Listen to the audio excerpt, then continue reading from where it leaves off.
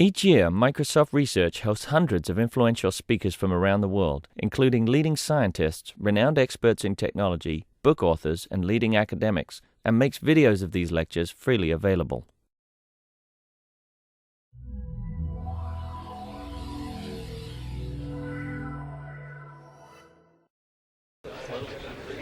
Good morning, everybody. So we're going to start this last day of the Virtual Earth Summit. But today, actually, this is a combined event with the Virtual Earth Summit and the Location Summit, which is an internal event driven by and led by John Cram, sitting here. And here, John will do an introduction after the break on the Location Summit part. So if you are internal to Microsoft and are wondering, am I in the right room? You are.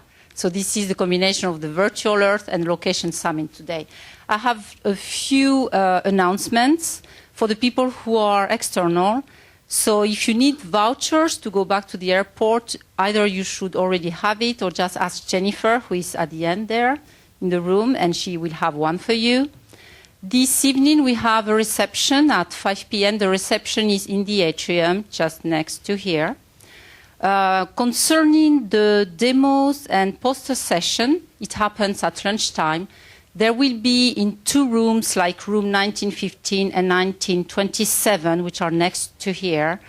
You can set up, if you are demoing or you have a poster, you can go talk to Jennifer at the break or at lunchtime to start setting up your demo or your poster. She has already assigned a room for you, okay?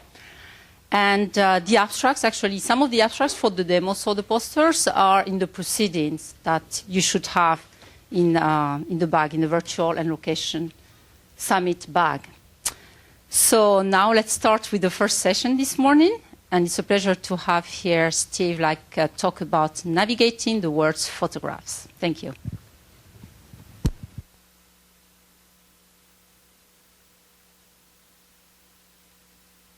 By the following question. So suppose that you had access to every photo that had ever been taken. And these are photos taken by anyone on Earth at any time, any place. Suppose you had access to every photo that existed. What could you do with this collection of photos? A few years ago, this might have seemed completely academic, this question, and unrealistic. But now, it's becoming very, very pertinent. So if you look at the growth of photographs on the internet, this is a graph that Noah Snavely put together. A few years ago, there were only a few million images. This is just looking at Flickr. There are a few million images on Flickr. It just passed the 2 billion mark late last year, and you can see where this trajectory appears to be going. So there are lots of photos online. So what do these photos look like? So in live search, if you look at Notre Dame, Paris, you get back about 60,000 images of the cathedral from every imaginable viewpoint, different illumination conditions. You get inside, outside views, historical photos, and so forth. So kind of the dream data set for both analysis and visualization. There are lots of photos of celebrities, 250,000 images apparently of Britney Spears. There are evidently over 3 million images of Albert Einstein. And it may seem oddly comforting that there are more photos of Albert Einstein than Britney Spears, at least to this audience. But of course, these aren't really all distinct photos, right? So if you look at these two, they appear to be different scans of the same image. I mean, who knows exactly what this is? And then, these are nearly identical. And so if you look more closely at photos like that, so there's a website where you can make him say whatever you want just by typing in a phrase. So some of these photos are questionable. And in fact, these searches pale in comparison. If you do a search on nothing, there's 47 million images of nothing. Okay, but some of these photos are quite interesting. So for instance, if you do a search for Rome on, for example, Flickr, you get back 1 million images of the city of Rome. Okay, so you can think of this as a huge historical record of the city. So let's look at what these photos look like. So most of them are just vacation photos. And if you don't know these people, this photo may not be that interesting to you either. But if you look at more of these photos, suddenly they start to get a bit more interesting. So here are 50 images from Flickr of Rome. And so there's the Trevi Fountain, there's the Colosseum, there's the inside of the Pantheon, and there's the Vatican. So we're starting to see the main sites of the city pop out of this. But of course, with just 50 images, you can't cover the whole city, so you might download, say, 200. And in this size of a data set, you will have an image of the Pope, for instance. Does anyone see where the Pope is?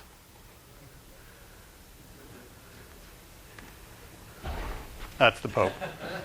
Okay, so, but, you know, not everything is here. I heard a yes in the background.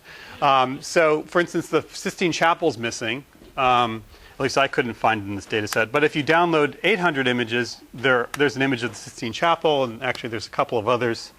I think I just pressed the wrong key. So there's a couple of others as well. So we're starting to get, you know, multiple views of most things. And if you really want to get it safe that you have a good coverage, you might download 20,000. And the full data set is this. Okay, so these are the images of Rome on Flickr. So this is really what I'm talking about. This is this great historical record of the city, but the only problem is you can't actually see anything. So how can we better visualize data sets like this and use them for some applications which I'll talk about? So this is a different visualization of the same data set. This is actually the 20,000 image as opposed to the million image data set. These are similar to what Blaise presented yesterday. These are image graphs. So every red dot is an image, and the blue edges are edges connecting images that have overlapping content, features in common. And so you see these clusters, and these clusters correspond to the different sites of the city. And you probably can't tell just by looking at this image what these clusters are, but we've been studying them for a long time, so we can actually, you know, recognize them. But so you know, there's St. Peter's, Trevi Fountain, Colosseum, and lots of smaller things as well. So the structure of the city is kind of falling out into these clusters. So what you can do is, one of the things we've done is develop some algorithms for processing data of this type to do some interesting things. So let me tell you a little bit about those. So one is scene summarization. So basically the idea is, given this huge collection, can I compute some summary of the city with a smaller number of images organized in some way? So let me show you that. So here is summary of the city of Rome. And this, again, was computed automatically. So what you're seeing here are representative images of the main sites of the city. So here you see the Colosseum, the inside and the outside, the Vatican, Trevi Fountain, St. Peter's, the Pantheon, and various other things like this. And you can scroll down this list. And this was computed basically using clustering methods on the graph I just showed you before. And you see different sites, the Hall of Maps, Sistine Chapel, and so forth. Now, this is just giving you one representative image of each site, but if you click on one of these sites, like the outside of the Colosseum, it will show you representative images that it computed, in some sense, canonical views of that site from different viewpoints and so forth. So here are the set of canonical views of the Colosseum, and these are different, basically popular views of the site. And if you click on any one of these, like, so for instance, this is a particular viewpoint at night. If I click on that one, it will show me all the views from this Flickr collection that correspond. So these are all images of about the same viewpoint taken at night. And these were computed just by clustering on the space of SIF features. Okay. So we're also computing these tags, and these are consensus tags from the tags on Flickr. And these are a bit more noisy, but the overall, the top one or two tags tend to give you reasonable results. Okay. So, so that's one thing we can do with this data set. And just here's some follow-on work that we've been doing more recently. This is work with Ian Simon, Noah, and myself. You can also, instead of tagging the images, you can, by analyzing the tags and the field of view of the images, you can identify regions in the scene which should be assigned tags. So here we're taking tags that have been assigned to whole images, and we're figuring out, based on co-occurrence of tags and features, what regions of those images should be assigned these tags. So in this case, and for Prague, this church, an astronomical clock. we can also figure out how popular certain things are. Basically, what in the scene do people take photographs of? And the saturation, how bright these colors are, correspond to how many images were taken of these regions.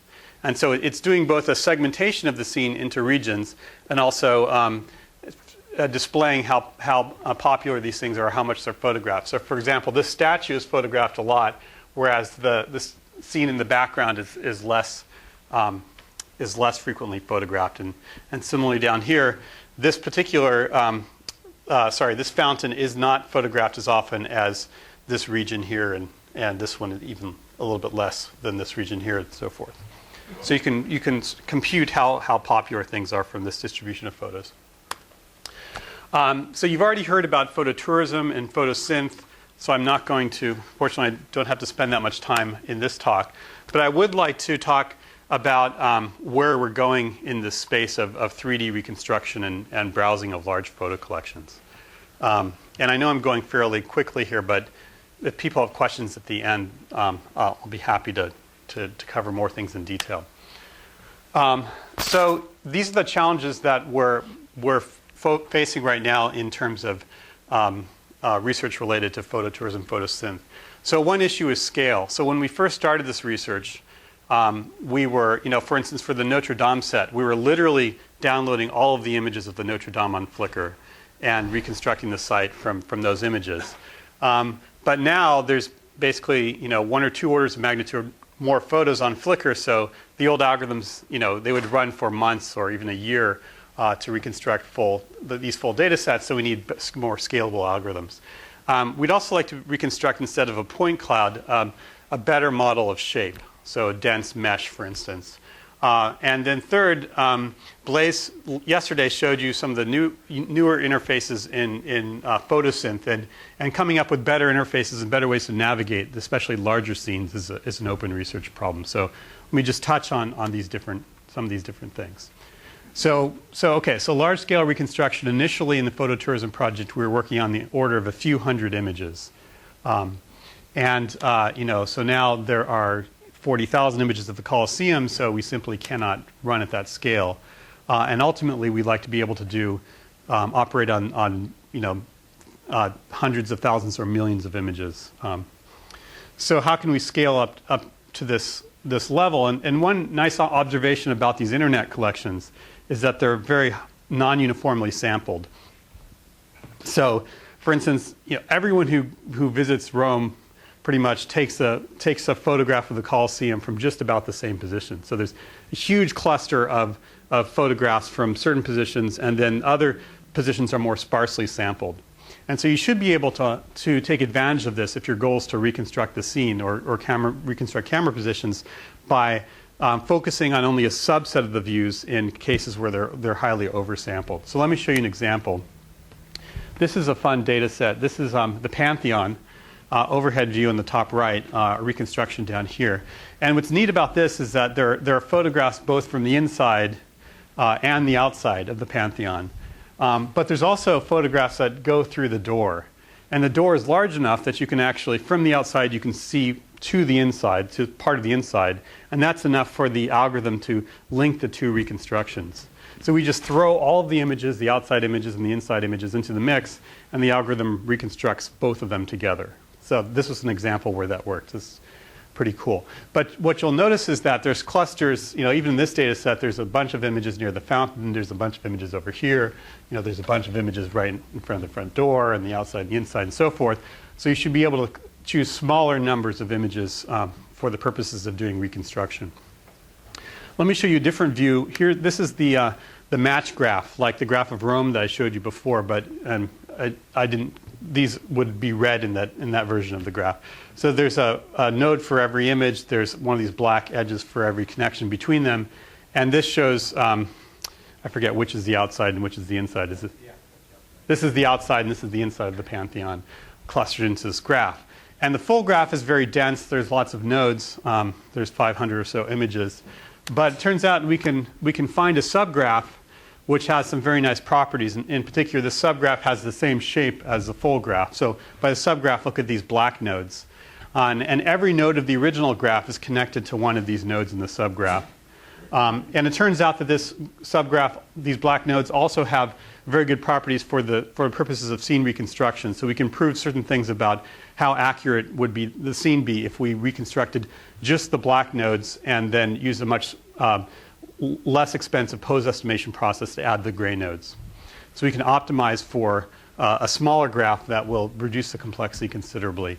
And I'm not really going to go say much about the properties of this approach, but one nice thing about it is that it actually reconstructs all of the cameras in the full reconstruction, not just the black nodes, but focuses most of the operations, the effort on these black nodes, and gives you essentially the same quality much more quickly. So here's an example of runtime improvement on a bunch of different data sets. For a larger data set, this one had about 3,000 images. The old algorithm would take about 2 months to run on a single machine, and the new algorithm takes just over a day. So, which is, be nice to speed it up further, of course, but we're starting to see, we can arguably handle thousands of images and probably 10,000 images or a few more. So, starting to see scalable algorithms come out of this. Okay, so that's on the 3D reconstruction side. So that's on the structure from motion side, how to get these point clouds.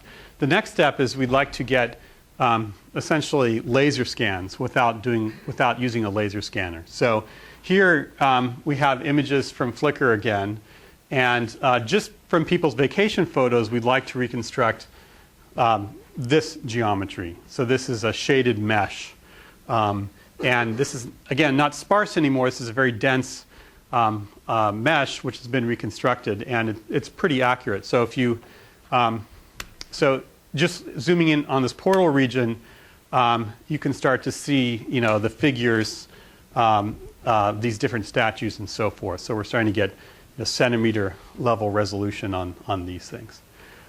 So this is computed using an algorithm which I'll tell you just a little bit about in a second.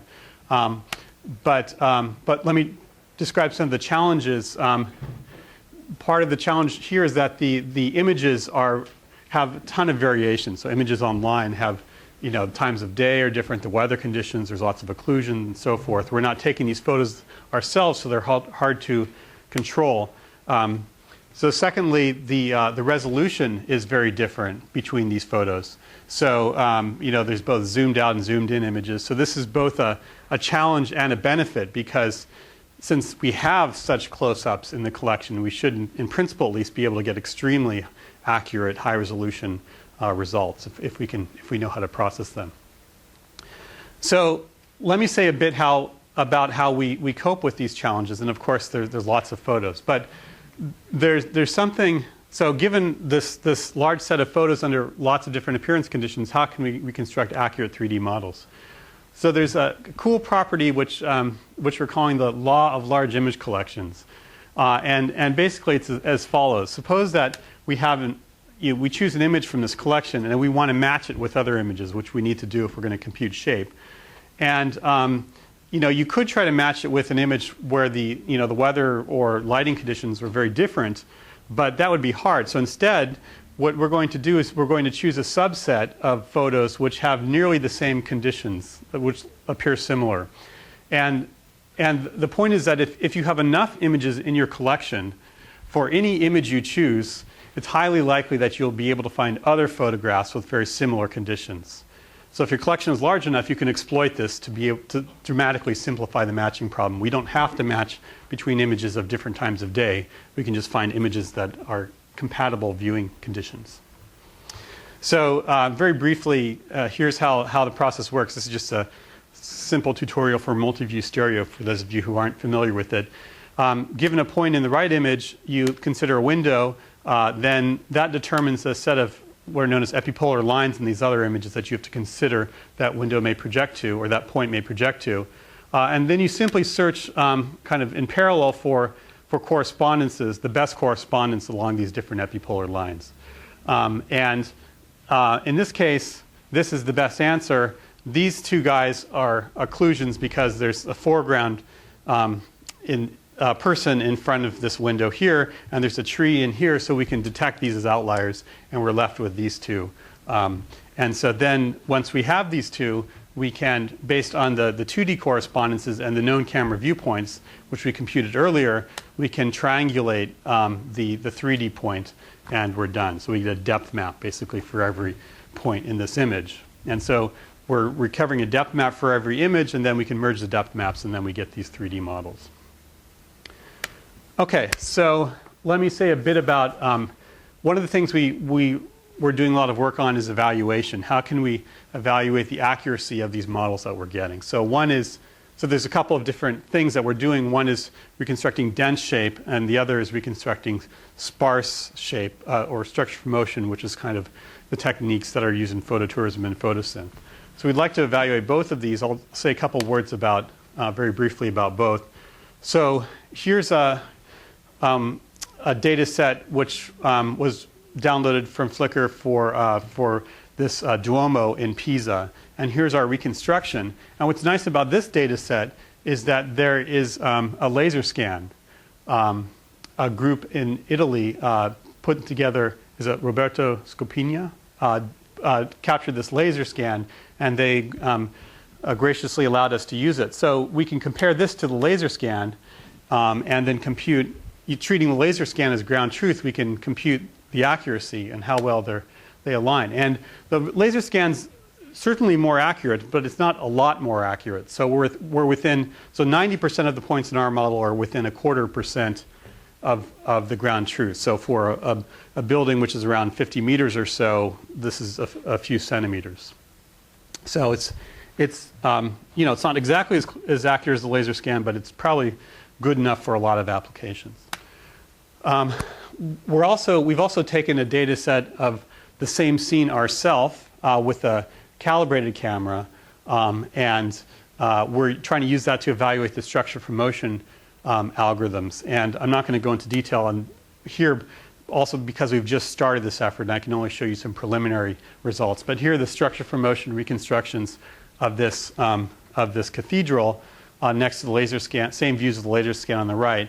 And here's a cross section showing both together. So the red points are, well, you probably can't even see this, but there's tiny little red points near these green lines. So the green lines are the laser scan, the red points are the reconstruction. I'll zoom in on a little region, maybe you'll be able to see this. I don't know whether you can see, but there are a bunch of little red points, and turns out that, again, the accuracy so far from our preliminary evaluation, it looks like it's on the order of 1 to 10 centimeters. Most 90% of the points are within 1 to 10 centimeters, and most are closer to the 1 centimeter mark. So these methods are working pretty well. All right. Okay, so for the last part, I wanted to say a little bit about navigation controls. So once we have these 3D models and point clouds and so forth, camera positions, how can we find better ways of navigating through the scene? So what would be, for instance, future controls to use in photosynth? And so Blaise already talked a little bit about this notion of discovering objects and rotations and panoramas. And so this is just another view on that. Can anyone tell what this is? What site this is? Right, Statue of Liberty. Okay, so this overhead view of the Statue of Liberty, and we're looking at the distribution of cameras. And so, first, you might think this is an error. People are standing out in the water, but it turns out that a lot of people visit the Statue of Liberty from boats. So these tour boats go, and you get a great view from out in the water. At least that's our explanation. So you have basically there's a bunch of views out here, and then and of course a lot of people are standing right on the island itself, looking at the scene from the ground. And so you can discover these as different orbits of the scene, and then expose these controls to the viewer. And again, this is similar to what Blaise presented. So maybe I'll just show you a bit of this, but not go into detail. So here I'm showing one orbit control for the Statue of Liberty. And so again, we're just from photos on the web, we're sort of creating an interactive tour of the city. And here's the other orbit from right below the base of the island. And you see tourists pop up in these images as well. Here's another example of so the key here is to try to understand something about the distribution of photos that people actually take to derive what the right controls are for exploring these scenes. So for the Pantheon, for example, suppose that we start outside from this view in green, and our goal is to go inside to this view in red. And so we'd like to compute a path that goes from one point to the next. So the simplest, I mean, the obvious thing to do would just be to, interpolate the pose parameters of the two. And as you might guess, that doesn't result in a very satisfying transition visually because you end up going right through the wall. And I'll show you what that looks like. So if you just do this linear interpolation, you get a transition that looks like this. Now, better yet would be to choose a transformation like this, where we're following. So this path was computed so that it is close to input views at every point along the path. So we want to compute a path from this point to this one that hugs the input views everywhere. And the reason to do, there's a couple of reasons. One is that you get better quality renderings if you choose new views which are near the original photos. And the second one is that by doing this, you can mimic more how a human would move through the scene. So the assumption here is that, these images were taken by humans, and so if we move along this path, this is approximating how humans move through the scene. So I'll show you a quick video which illustrates how that works. So now when I click on this view of the inside, the camera is actually going to move through the front door, and then it's going to turn around gradually, and you'll see this part of the scene where the target is. So now if we click on something else, these are different views of the scene. We're clicking on this statue, and it moves naturally into the statue. If we click on another statue, the camera will first move out and then back in. And again, this is approximating how people really experience this scene. All right. How am I doing? 5 minutes. Okay, I'll show you this one more example. Suppose that you've gone to Rome, you took a bunch of photos yourself, and you want to share these with your friends. Well, if this is you and you just share these photos, it may not make sense to the person looking at them because they don't really understand the scene in context of these photos. But what we can do is we can use everyone else's photos as sort of the backdrop for your photos. So now when I move from your first photo to your second photo, I can use all the images on the internet to compute the transition between the two. It's playing a little choppy for some reason. And so we're using everyone else's photos to facilitate displaying your photos. So the endpoints are always photos that you took. All right. So just to conclude, our goal at this point for the short term is to reconstruct this Rome data set. So we have 1 million images of Rome. We've downloaded them. We're currently matching them to each other. And then the goal is to run these algorithms and reconstruct as much of the city as we can and what will come out. So we don't know. Probably 3D models of tourist sites, both the exteriors, the interiors, hopefully the popular statues and sculptures and artifacts and paintings and so forth. So we're excited to see what comes out of this data set. And there's also, looking a little bit further forward, there's lots of other really interesting data other than Flickr, obviously. So there's satellite images, aerial imagery, now street side imagery of many sites. So it'd be great to combine all of these different sources of imagery to reconstruct as much as we can about all these different cities. So basically that's it. So I just wanted to mention this is collaborative work with a bunch of people, both at Washington, Microsoft Research, and Michael Gusla was postdoc in our group, now at Darmstadt. So thank you.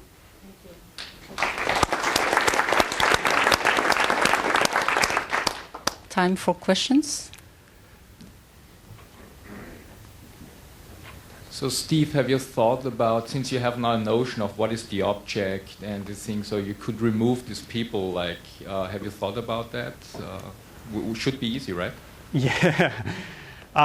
We started playing around with that idea of removing people. I mean, of course, that kind of defeats the purpose for most of these applications. What really people want, what people are most interested in is seeing their own photos in context. But certainly for recovering good texture maps and things like that, it's very useful, and we started to look into that. And our first experiments are very promising. Simply by using the 3D models to get correspondence and simple median and other statistics, you can do it. Yeah. Other questions? Or coffee?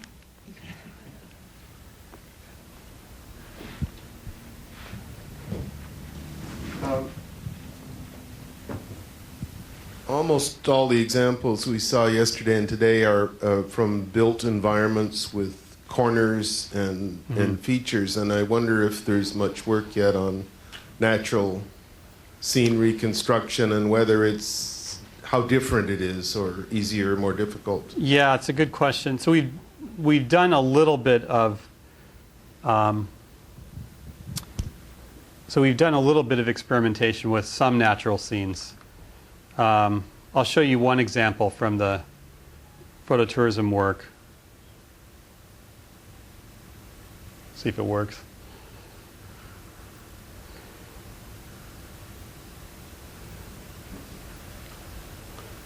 So this is let me pause and go back. So this is Yosemite from, again, Flickr images of Half Dome Yosemite.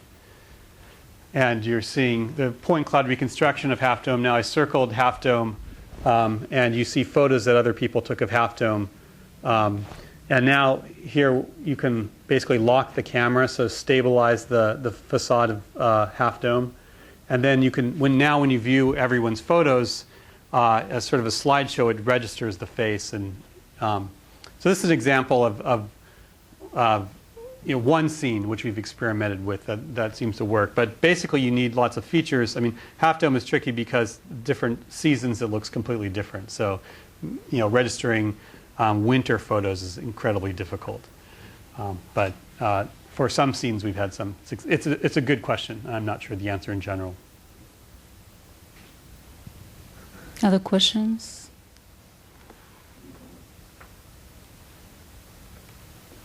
All right. Thank you, Steve. Right.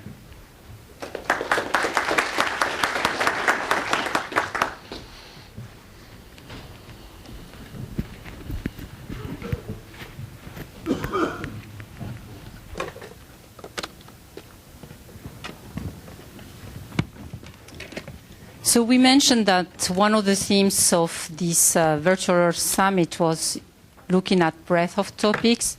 The next talk is going to illustrate that. With the talk, it's going to focus on quality of the output of a system.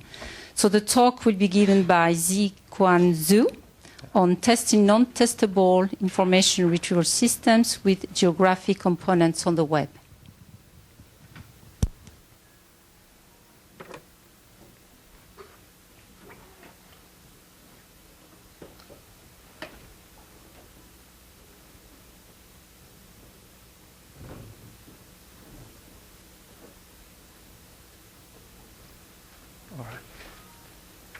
All right, good morning.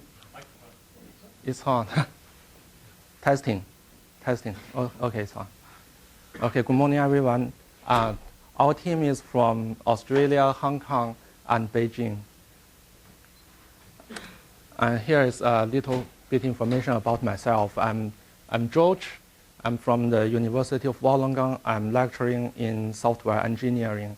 And Wollongong is a 40 minutes drive from Sydney. And I'm also advising the United States Air Force Office on Office of Scientific Research on software reliability. Okay, so what does Wollongong mean? Wollongong is an Aboriginal language, which means the sound of the sea. So we have many beautiful beaches, but there is another explanation. But most people believe it means the sound of the sea. All right, here is my presentation outline. I'll first talk about what is the fundamental problem our research is trying to, not to solve, but to alleviate. And then we'll talk about assessing two important quality factors. That is to assess the quality of counts and most importantly, the quality of ranking of search services. And also we'll make some recommendation to Microsoft's Live Search. And in the end, we'll be talking about our ongoing project. Okay, first, the fundamental problem is called the oracle problem. Oracle, in English, it means the word from God. Here in oracle in software testing means someone tells you whether the result is right or wrong. How many of you have seen this movie before? No? Man from the Earth? No one see it? Okay. It's a last year's movie. Really no one?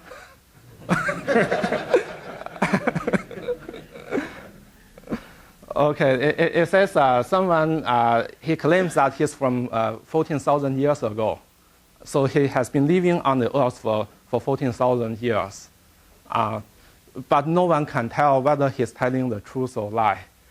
So the story is just a group of people sitting there and chat from the beginning to the end in one room. That's the movie. But it's interesting. So there is an oracle problem because no one tells you whether something is right or wrong, right? And now here we have a man from Wollongong. How do you know I'm really from Wollongong? Right? So you cannot verify. That's the same problem in software testing. Now how do you know I'm from Wollongong? Okay, we still have some ways. Our method is that we continue to ask you questions. Although I cannot identify whether your individual answer to individual question is correct or wrong, but we can still check whether your answer is consistent among your between the multiple answers.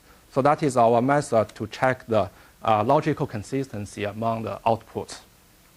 So more formally in software testing, an oracle refers to a way, a method, a mechanism by which people can know whether the outcomes of the test executions are correct. The oracle problem means either there is no oracle or it's very, very expensive. Just a couple of examples. First is the search. Suppose you are searching for a hotel. Okay, on certain days satisfying certain criteria. And the search engine returns no hotels are found. The question is, how do you know there is really no hotel? Right?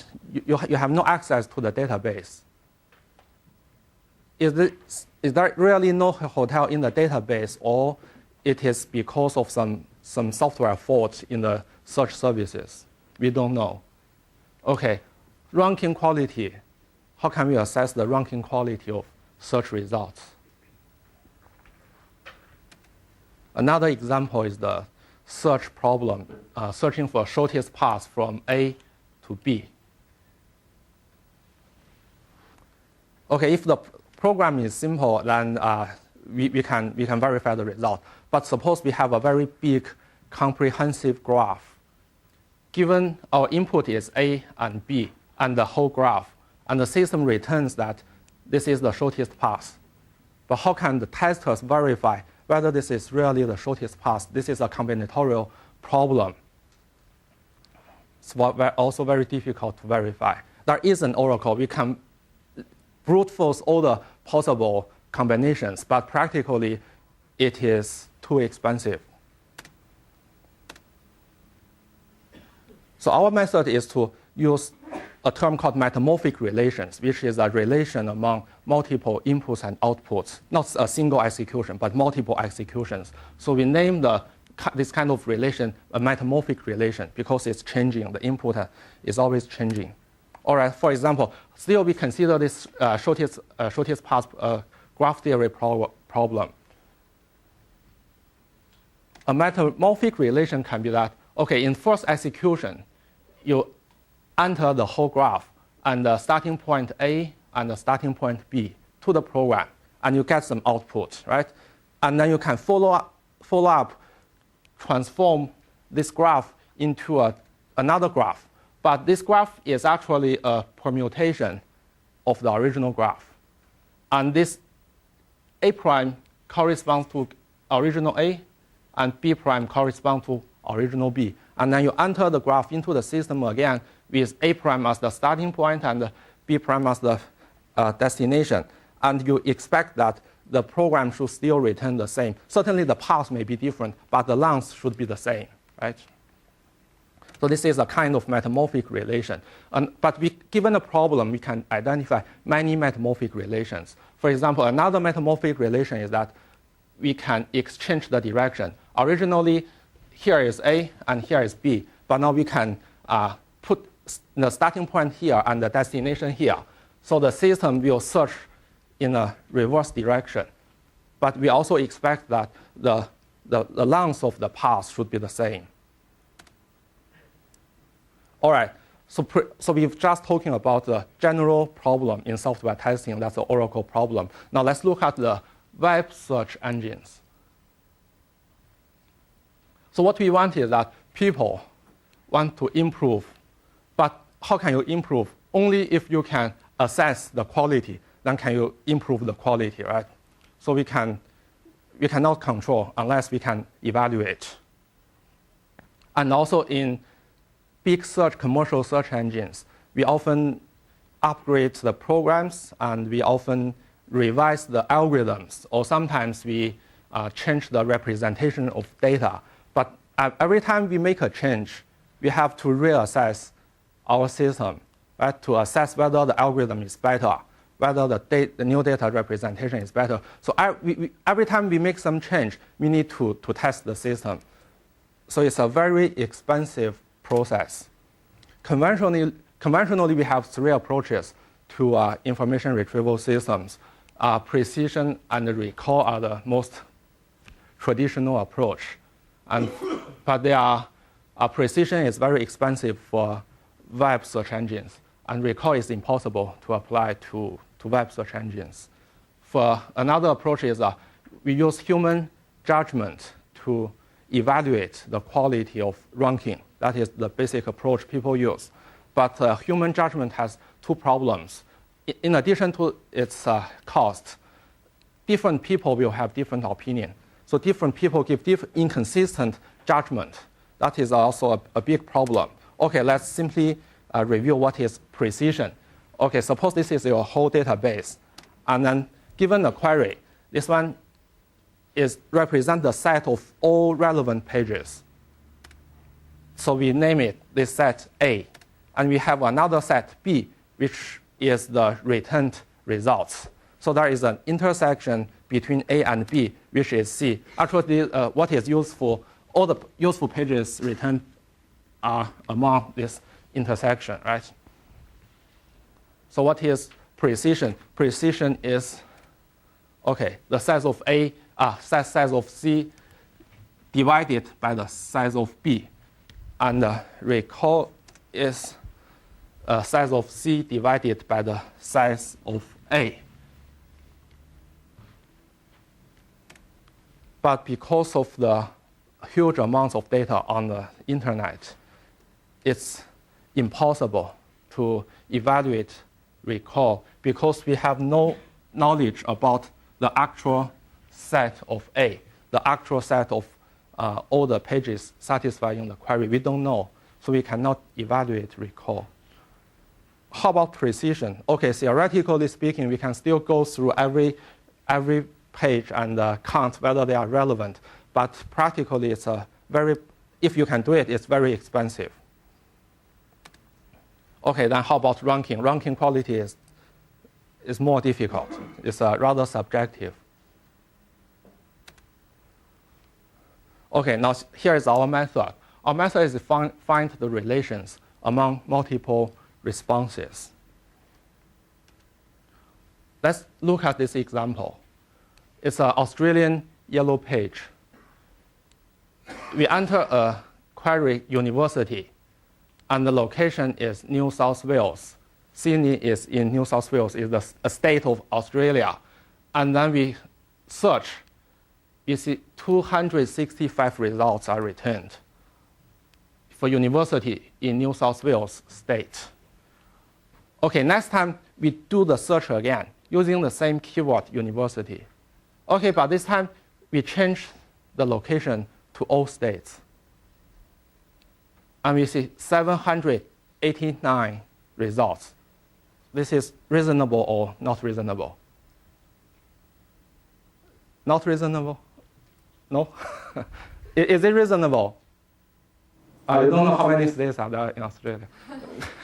Okay, okay, it's reasonable, right? Because anyway, as long as this number is greater than or equal to this number, we cannot say it's wrong, right? Because this is all states, but here is only a particular state. So we see nothing wrong here. Okay, so this is a successful example. But in our testing experiments, we also found this kind of situation. Okay, shopping is our query. Location, New South Wales. How many? 3,827 pages. Now we change, shopping still the same, but we change it to all states, and the system returns 651. So now my question is this reasonable? No, right? And we entered the query for a long time, I think for at least several weeks, right, Kitty? Several weeks or several months for this one. Okay, and I also tried, but until recently, this error disappeared, but it remained there for a long time in Australia Yellow Page. I don't know whether they're using American Yellow Page software, but they look similar. Okay, so our original plan in our project proposal is to develop this kind of method to test search services with geographic components based on Virtual Earth SDK. But after a few weeks, we found some problem. That is, when accessing Yellow Page when accessing Virtual Earth from the programming interface in Australia, it is too slow because every time we call a function, you have to open a map, and it takes a long time.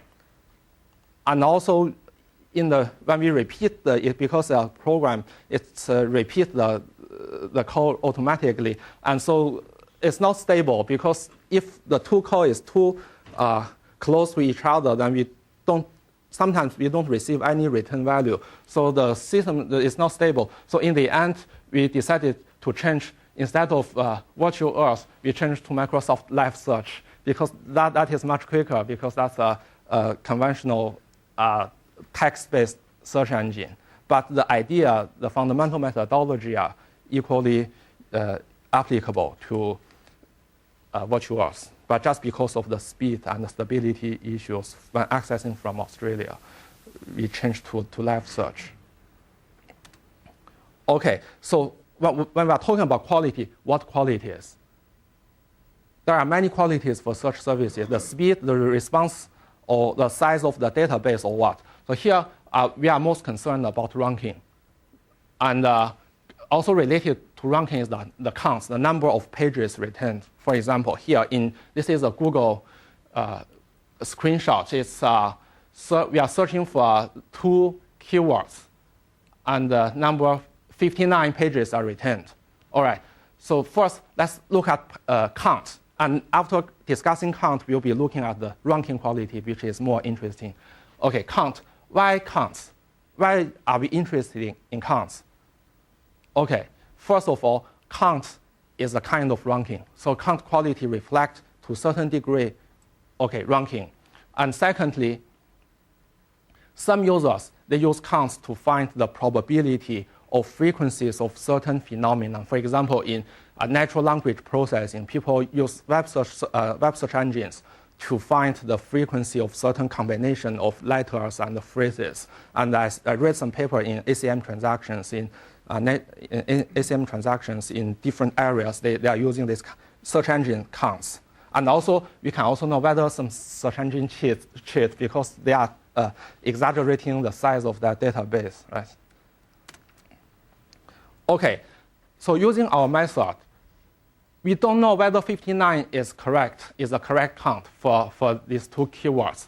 But our method, we can identify a metamorphic relation. That is, if A is a subset of B, then the size of A should be smaller than size of B. It's straightforward.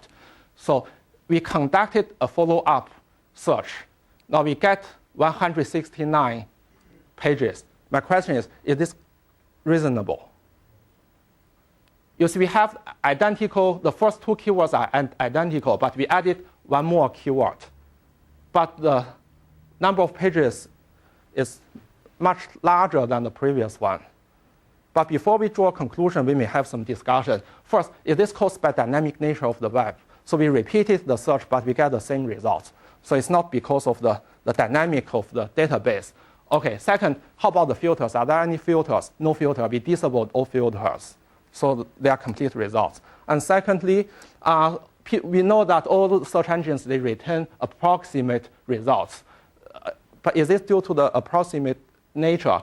But actually, in our experiments, we detected many even larger differences. For example, this one, for customary 589. For customary and another word, together 2,660. The two searches are consecutive, so they are within a couple of seconds. And then also we repeated all the experiments. All these reported are repeatable.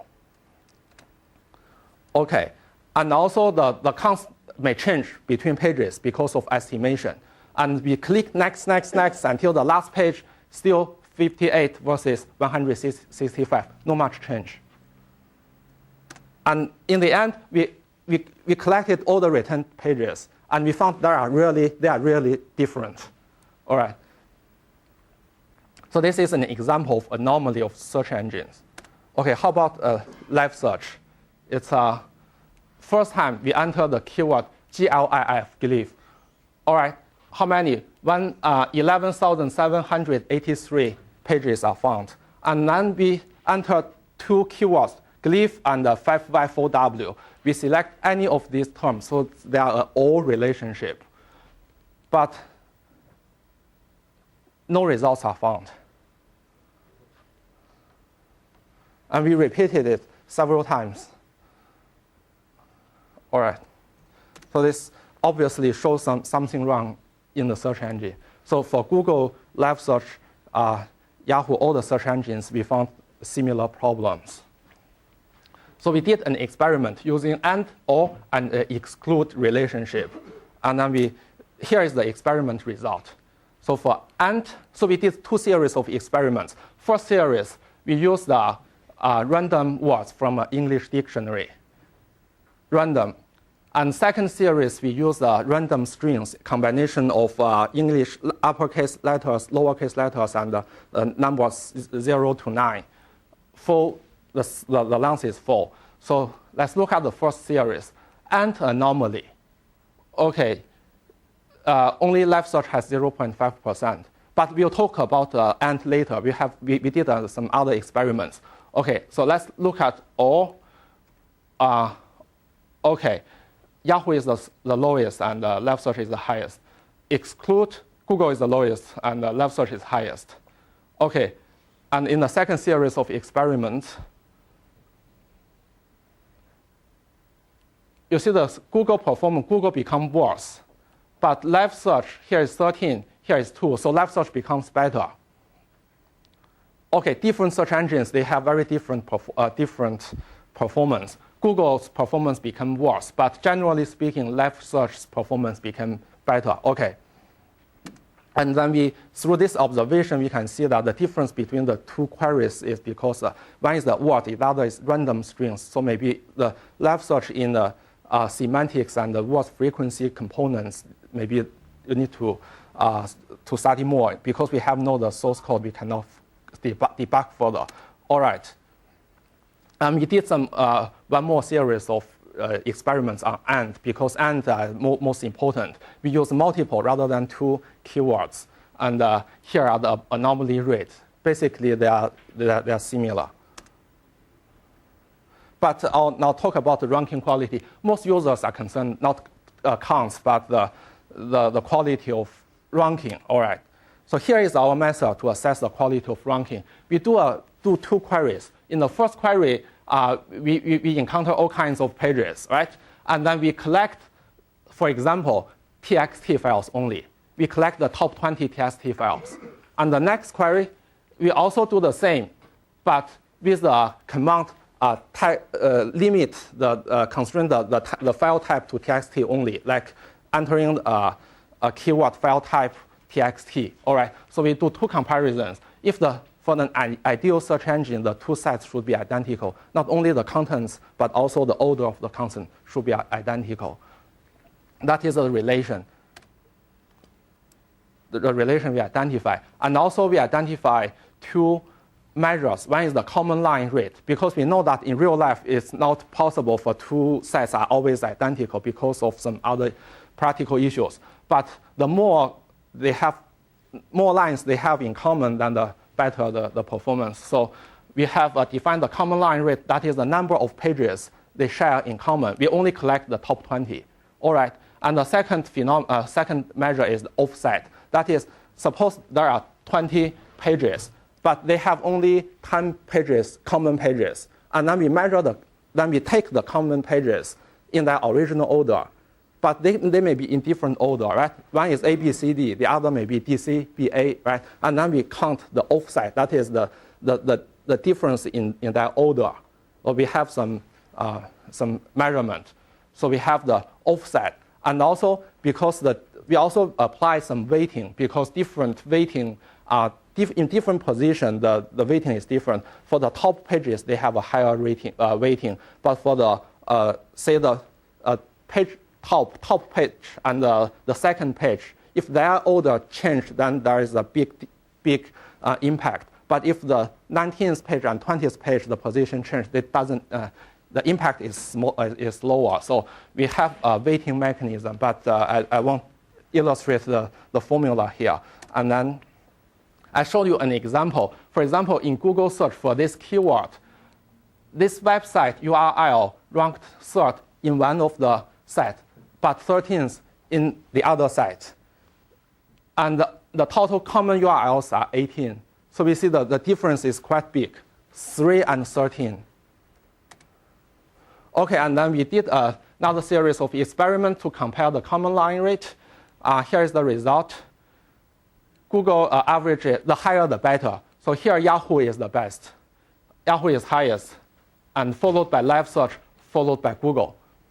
All right, so for example, for this word, Tumified, it's ranked, there are only 5 lines in common out of 20. And for 4B, for Yahoo, out of the 20 pages, nothing in common. And live search is this keyword. But in the best case, both sites are identical, but not the order, but the contents. All right, and here shows that with the number of tests increasing, how the average common line rate change. So basically, we see it's quite stable when it comes to 100. All right, so the higher the better. So here, and then this is for TXT file. We also did the experiment for PDF and HTML. The reason is because I will tell immediately why we do TXT, PDF, and HTML. We see, okay, let's look at the performance. This one is live search, all right? This one is live search.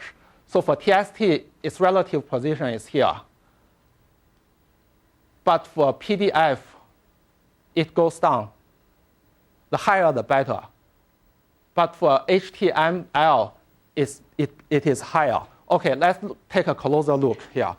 Okay, this is a performance of live search on the 3 types of files. The best performance is on the HTML. And this one is on, in the middle is the PDF. The worst performance is on the TXT file. So it shows that, it seems that our recommendation, our analysis here shows that it seems that the live search is sensitive or vulnerable to hyperlink structure because the text file and the PDF file, they have less hyperlink structure or the topology of the web. But HTML has a better link structure. So also So maybe you need to improve the semi-structured files, the performance on this kind of files. Okay. And also we did some experiments. After the command line rate, we also compared the offset. And the offset performance is similar to the command line rate. That is, the performance of the lower the better. So Yahoo is the best, followed by Google, and followed by Live Search for TXT file. And also we did the experiment with PDF and HTML file. So if we take a look here, we can see that Live Search, this one is for TXT file, is not good. But when it comes to PDF file, it becomes better. The best performance is with the HTML. So again, when there is a structure, a hyperlink structure in the file, then it becomes better. PDF file also has hyperlink structure, so better than TXT, but less than HTML. All right. Okay, so the recommendation is the same as command line rate. Okay, our future work is that we want to study, actually we are doing the work currently. We are studying the impact of these inconsistencies on the quality of ranking from the user's perspective. How does this impact on the perceived quality of ranking? And also we are going to study, because the inconsistencies appear to be a consequence of an optimization procedure because we want to increase the response speed. But we want to study how to minimize the impact of optimization procedure from user's perspective, and how to balance the optimization and the perceived quality. And we also want to develop a user-focused optimization procedure. For example, we add a weighting mechanism in it.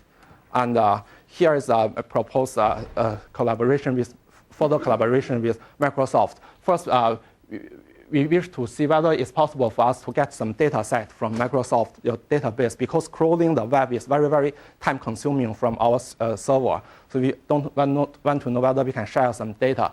And secondly, to maximize the outcome, we may consider there is the Australian Research Council linkage grants, which can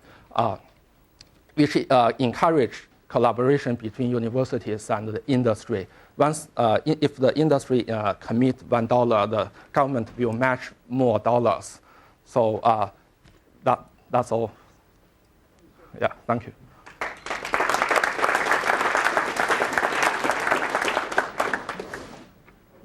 Time for questions.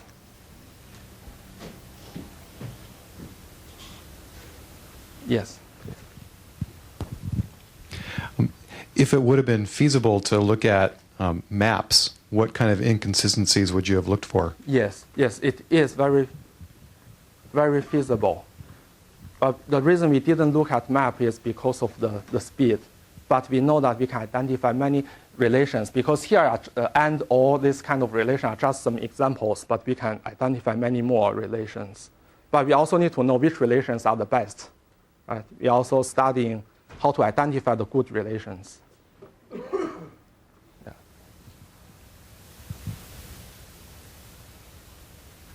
Other question? So I want to mention that. Oh, you have a question? Okay, go ahead. Yeah, when you look at the counts and compare the different search engine here, Yeah. First question is how many samples we are using. I understand actually you use one keyword. When you use the two keywords, you actually find the number of counts actually is more. Actually, different search engine has internal trigger, based on internal ranking. Of course, that's the dynamic ranking, static ranking.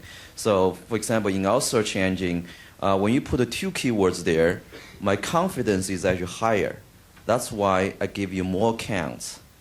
And even you give me one keyword, my confidence is actually lower because there's many documents have this one keyword, and I don't have a confidence of the of the results. That's why sometimes I give you a lower count.